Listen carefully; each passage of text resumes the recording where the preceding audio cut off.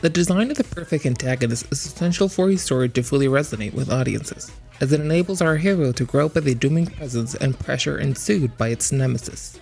Yet when the medium we're talking about is one rooted in reality, we can start to see how things can get a little bit more complex.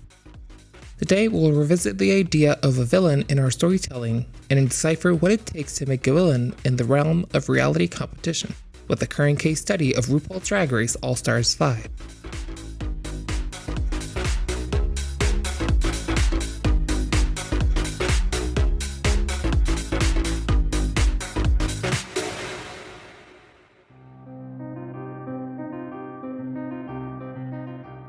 A villain is a key figure in any good story, as it can function as a point of comparison for the audience, while being a formidable challenge in our hero's journey.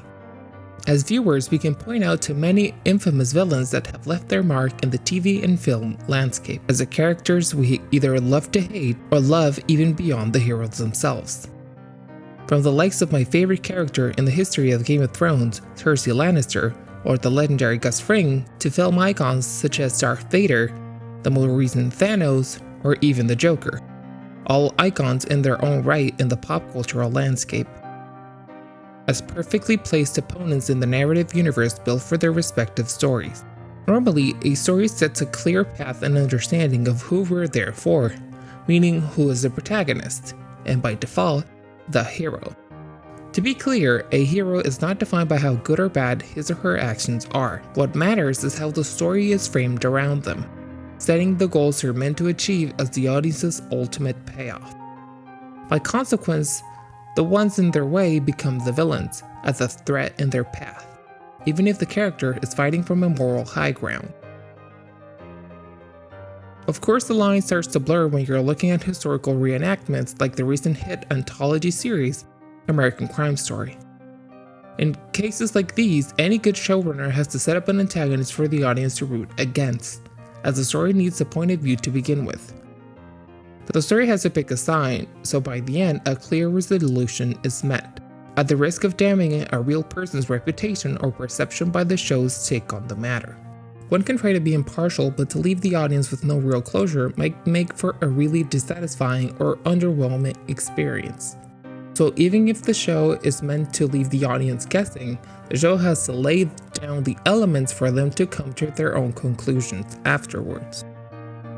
An even more recent and perfect example is the case for Carole Baskins, who caused quite a scandal after the docuseries Tiger King leaned heavily on the idea that she had murdered her husband and had even fed her remains to Tiger.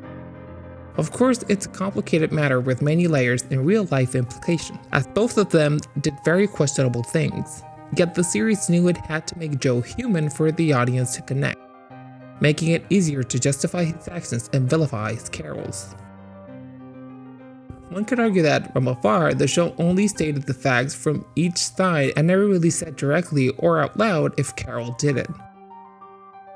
But its entire narrative was built to favor Joe, so the audience can lean more on his side of the story.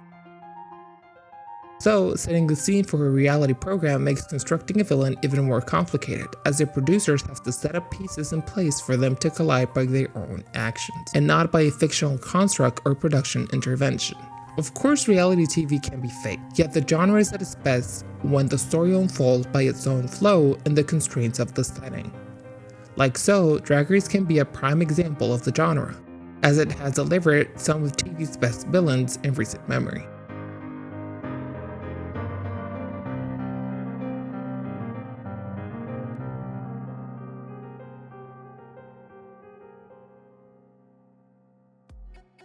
The setting for a villain in a reality and competition merged universe becomes complicated, as it has to deliver on the entertainment of the competition at hand, weirdly enough, like sports, where the constraints of the game at play is what keeps the audience engaged.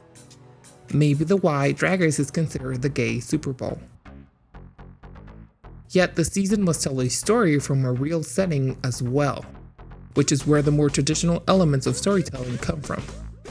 The main difference in the format is that most of the time we don't have a set hero, as the audience has at least 10 queens to select from each season, So after episodes pass by and the season starts to grow by its established plot points, we can start to narrow down the queens and their stories. One of the mistakes of the show has been leaning heavily on queens that have ultimately underperformed, or vice versa, ignoring queens with the potential to deliver the goods, ultimately losing the audience's attention. Yet we can't be too harsh on the matter, as it's hard not to pick a queen as a hero at the expense of other competitors. The seasons that ultimately thrived were the ones able to leave space for opinions while setting up queens as heroes and villains to fight against. The key elements that make a great villain are they must be exceptionally good at attacking the hero's weaknesses, they can push our hero to make difficult decisions, and they have to compete for the same goal as the hero. Roxy Andrews, for example, was the perfect opponent for Monsoon. As a decorated and beyond beautiful pageant queen, she was the perfect highlight for Jinx's weaknesses, like the recurring criticism of her makeup and styling. Yet in an alternate universe where Roxy won the crown, Jinx can be pointed out as a great nemesis as she embodies Andrews' lack of theatricality and comedic approach in her drag. And while a lot of queens were quite good examples, I think that we can all agree that Drag Race has its best villain ever in the unforgettable Fifi O'Hara. During her original run, Fifi was the perfect opposite for both Sharon and Chad, as O'Hara represented a fresh face for the newer generations in comparison to Michael's, while being the complete opposite of Sharon's dark and subversive style. Of course, one can never forget the iconic Party City fight and the ultimate battle of the queens and the frenemies challenge. Like so, with this twist and turn, O'Hara left season 4 as arguably the most hated queen up until that point. Interestingly enough, her chapter began by redeeming herself off screen thanks to her incredibly reinvented drag style, showcasing her 365 days of drag. And so, like Roxy, All Stars 2 became the perfect opportunity to redefine her role in the Drag Race history book. Fifi's fall from grace was quite impactful because of how much she actually did improve. She actually had expanded her initial perception only to come back to her villainous practices.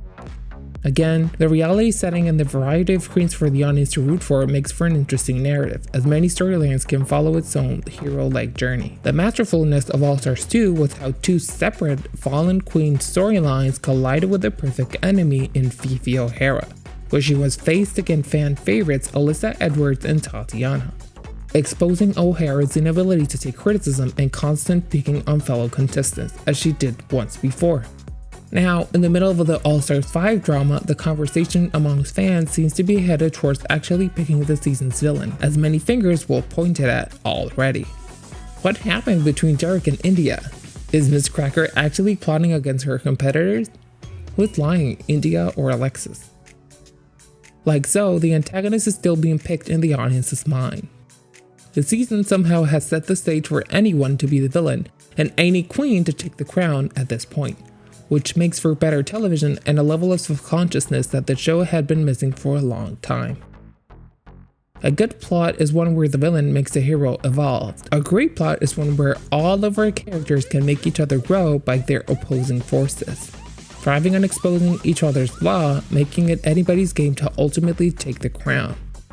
So, All Stars 5 has set the pieces in motion for a battle of the giants by putting queens in difficult positions while still building them up. The first episode was quick to bring up the Derek and India drama that left India a winner as she eliminated her competitor after landing in the top. Episode 2 started to paint Cracker as an enemy as her picking on Angina ruffled the feathers of the entire group, yet getting back some power after her first challenge win, a lip sync. Now, the queen in everybody's lips, Alexis Mateo, is walking the thin line between villain and victim. After Cracker slowly redeemed herself in the audience's mind after Alexis's claim, the Puerto Rican queen began to show as a much darker character, as some even claim her accusations were all mind games to keep people in check. Yet the table turned on her after Farrah released the bomb, claiming she had started a campaign to get clear frontrunner Shay out of the competition, leaving even fan favorites and good performers in a bad light against her competitors. While I wouldn't argue if a queen had been eliminated after an actual bad performance, what makes Alexis' elimination so hurtful is the fact that she actually had been doing good, even better than Blair, yet was eliminated purely because of bad feelings towards her. Now the season seems to be anybody's to win, as by episode 7, Shay has delivered the goods in arguably the season's most iconic moments and fashions. Yet Cracker still came out with a better track record, while Jujubee is the clear audience's pick. Have you ever painted a room, bitch? After Alexis' elimination, I firmly believe the season's villain is the pure genius of India Farah. She was able to redeem herself in the first episode and bring even amazing runways, while also intelligently bringing her enemies down without a direct or clear stain in her image being done. A sneak attack villain unlike anything we've seen before. Thank you so much for watching, you guys. I know it's a little late to be talking about this, but I wanted to do it anyways. Again, I'm struggling beyond to have something to edit on or record, but we're here doing this, so we can do this. Tonight is the All-Stars 5 finale, and by the next Friday, I'm going to release a video recapping just the finale and then another video about the entire season. Remember to leave a like, share, and subscribe to this channel, and if you find it in your heart, you can support the channel on Patreon as well as any other social networks.